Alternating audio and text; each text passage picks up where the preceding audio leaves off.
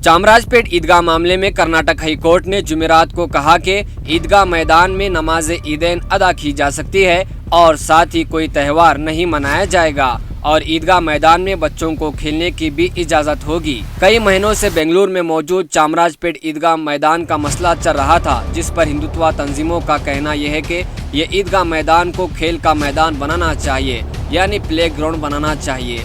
दूसरी तरफ वक्फ बोर्ड का कहना है कि यह वक्फ बोर्ड की मिल्कियत है और हिंदुत्व तंजीमें इस मैदान में मजहबी प्रोग्राम करने की भी इजाज़त मांगी थी, जिन्हें इजाज़त नहीं दी गई थी। और अब कर्नाटक हाई कोर्ट का उबूरी फैसला आया है। मौजूदा हालात में ये फैसला इसलिए अहमियत का हामिल है कि इस इलाके के बाज़ हिंदू शिद्दत पसंद तंजीमों ने ईदगाह के अहाते में गणेश उत्सव मनाने का ऐलान किया था।